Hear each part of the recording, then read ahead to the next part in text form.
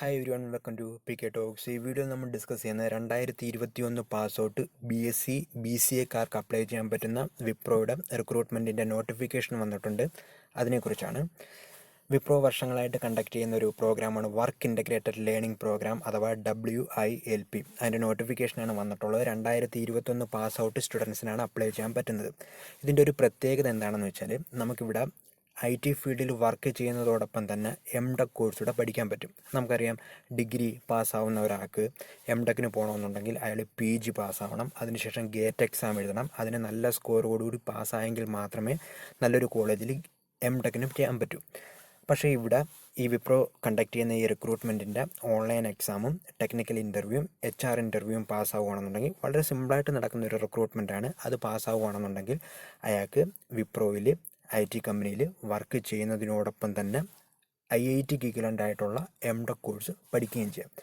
സ്റ്റുഡൻസിന് മാക്സിമം പ്രയോജനപ്പെടുത്താൻ പറ്റുന്ന നല്ലൊരു അവസരമാണ്. ഒരുപാട് വർക്കൊന്നും ചെയ്യേണ്ട, കുറച്ച് നോളജ് ഉണ്ടെങ്കിൽ മാത്രം തന്നെ, അല്ലെങ്കിൽ കുറച്ച് ഇതിൻ്റെ പ്രീവിയസ് ക്വസ്റ്റ്യൻസ്, ഇതുമായി ബന്ധപ്പെട്ടുള്ള കുറച്ച് കാര്യങ്ങളൊക്കെ നെറ്റിലുണ്ട്. അത് റെഫർ ചെയ്ത് ഒന്ന് പഠിച്ചാൽ തന്നെ സിമ്പിളായിട്ട് നമുക്ക് കയറി പറ്റുന്ന ഒരു റിക്രൂട്ട്മെൻറ്റാണ് ഇത് മാക്സിമം നിങ്ങൾ പ്രയോജനപ്പെടുത്താൻ ശ്രമിക്കുക.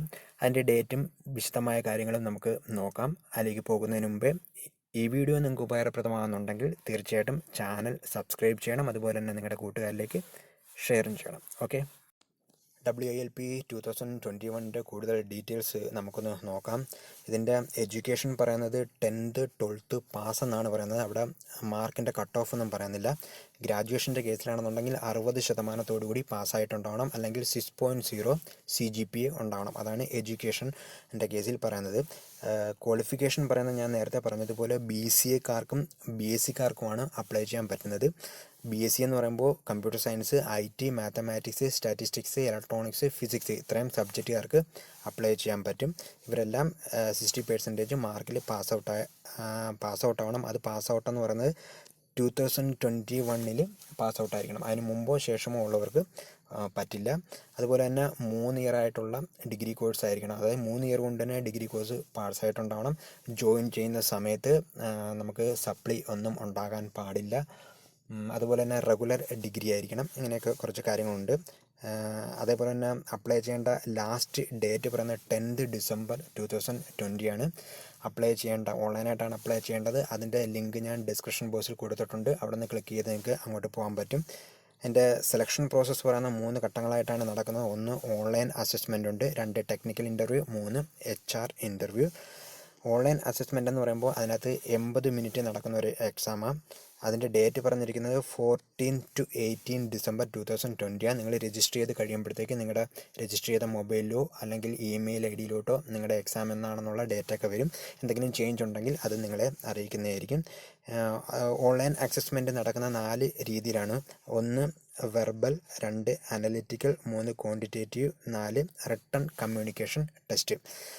ഇതിൽ ആദ്യത്തെ 3 എന്ന് പറയുന്നത് 20 ക്വസ്റ്റ്യൻസ് വെച്ചിട്ട് ഉണ്ടാവും. വെർബലിൻ്റെ 20 ക്വസ്റ്റ്യൻസ് ഉണ്ടാവും, അനലിറ്റിക്കലിൻ്റെ 20 ക്വസ്റ്റ്യൻ ഉണ്ടാവും, ക്വാണ്ടിറ്റേറ്റീവിൻ്റെ 20 ക്വസ്റ്റ്യൻ ഉണ്ടാവും. ഓരോന്നിനും ഈ 3 ഓരോന്നിനും 20 മിനിറ്റ് വീതം സമയവും ഉണ്ടാവും ആൻസർ ചെയ്യാനായിട്ട്.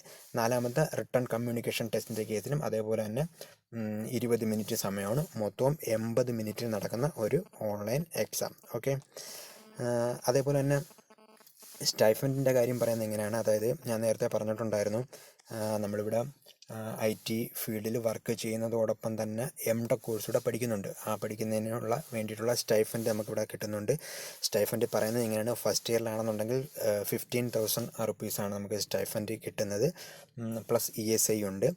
സെക്കൻഡ് ഇയറിലാകുമ്പോഴത്തേക്ക് 70,000 ആവും. തേർഡ് ഇയർ ആകുമ്പോഴത്തേക്ക് 90,000 ആവും. ഫോർത്ത് ഇയർ ആകുമ്പോൾ 23,000 ആവും.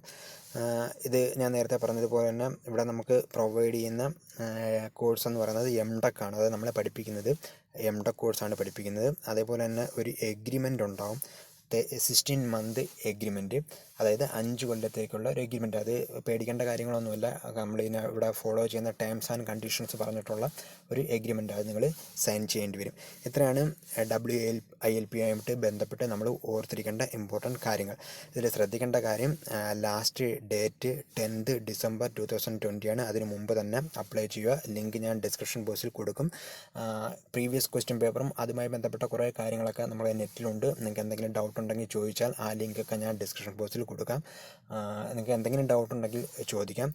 ഒരുപാട് കുട്ടികൾ ഇതിനു മുമ്പൊക്കെ 2020 വരെ ഒരുപാട് കുട്ടികൾ ഈ പ്രോഗ്രാമിൽ ജോയിൻ ചെയ്ത് 4 കൊല്ലത്തെ ഈ കോഴ്സും പാസ്സായി വിപ്രോയിൽ ജോലിയും ചെയ്ത് വിപ്രോയിൽ തന്നെ തുടരുന്നുണ്ട്. അതേപോലെ തന്നെ അത് കംപ്ലീറ്റ് ആയതിനു ശേഷം വിപ്രോയിൽ നിന്ന് മാറി മറ്റുള്ള കമ്പനികളിലും ഒരുപാട് രാജ്യങ്ങളിലും ഒക്കെ ആയിട്ട് വർക്ക് ചെയ്യുന്നുണ്ട്. അതുകൊണ്ട് ഈ അവസരം നിങ്ങൾ മാക്സിമം പ്രയോജനപ്പെടുത്താൻ ശ്രമിക്കുക. വളരെ സിമ്പിളായിട്ട് നടക്കുന്നൊരു റിക്രൂട്ട്മെൻറ്റാണ്. ഇതിൻ്റെ കാര്യങ്ങളൊക്കെ നെറ്റിലുണ്ട്. അതായത് ചോദിക്കുന്ന ക്വസ്റ്റ്യൻസും അല്ലെങ്കിൽ പ്രീവിയസ് ആയിട്ട് ചോദിച്ചിട്ടുള്ള ക്വസ്റ്റ്യൻസും ഒക്കെ നെറ്റിലുണ്ട്. അത് നോക്കി നമുക്ക് വെറുതെ ഒരുപാട് ഒന്നും മെനക്കെടണ്ട, കുറച്ച് മാത്രം ഒന്ന് മെനക്കെട്ട് കഴിഞ്ഞാൽ സിമ്പിളായിട്ട് നിങ്ങൾക്ക് കയറിപ്പറ്റാം. സാധാരണ ഒരു MTech പഠിക്കാൻ പോകുന്നതിന് മുമ്പ് നടത്തുന്ന അത്രയും പ്രിപ്പറേഷനൊന്നും ഇവിടെ നടത്തേണ്ട കാര്യമില്ല എന്നുള്ളതാണ്. വളരെ ചുരുങ്ങിയ സമയം കൊണ്ട് നമുക്കൊരു കോഴ്സും പഠിക്കാം. കോഴ്സ് എന്ന് പറഞ്ഞാൽ MTechഉം ചെയ്യാം, അതുപോലെ തന്നെ IT കമ്പനിയിൽ വർക്കും ചെയ്യാം, നമുക്ക് പൈസയും കിട്ടും. ഓക്കെ, ഇത് അവസരം മാക്സിമം പ്രയോജനപ്പെടുത്താൻ എല്ലാവരും ശ്രമിക്കുക.